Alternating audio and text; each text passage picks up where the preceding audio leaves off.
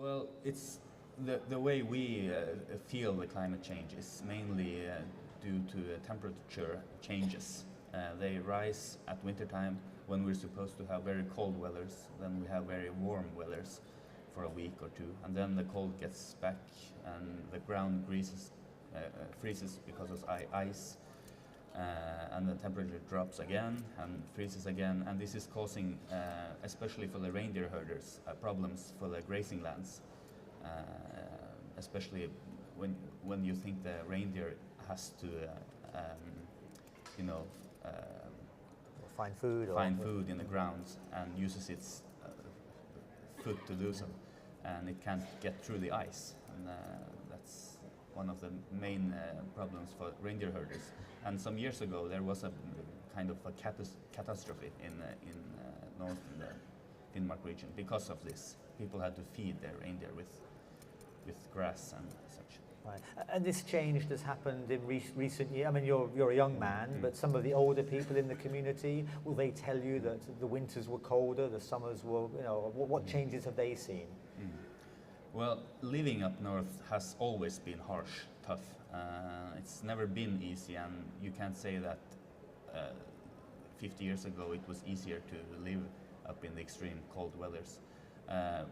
So I can't say exactly if how the elders would see this, because many of them aren't in the reindeer herding business anymore. But generally speaking, we see these kinds of this melting and freezing process happening more often now than before.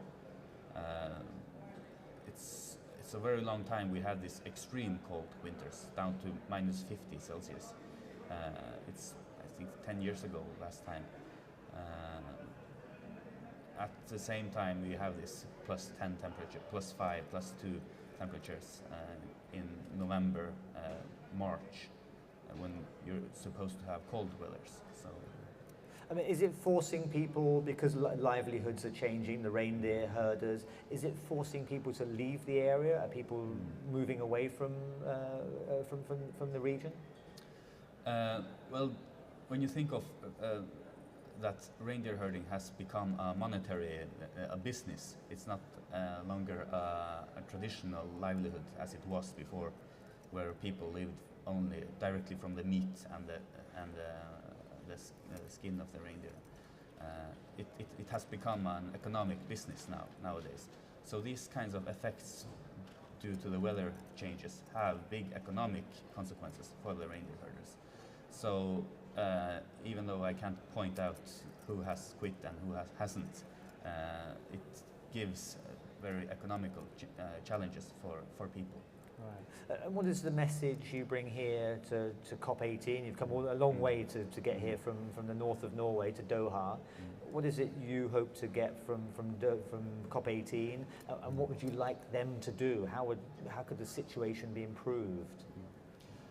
Well, our message, in generally spoken, is that the member states here, the parties, they have to ensure, they have to be ensured that they take care of indigenous people's issues, the point of view of the indigenous peoples, who are the ones who are usually most affected by climate changes, and also by the actions that are being made for like windmills and water dams and such things. They affect the indigenous peoples mainly.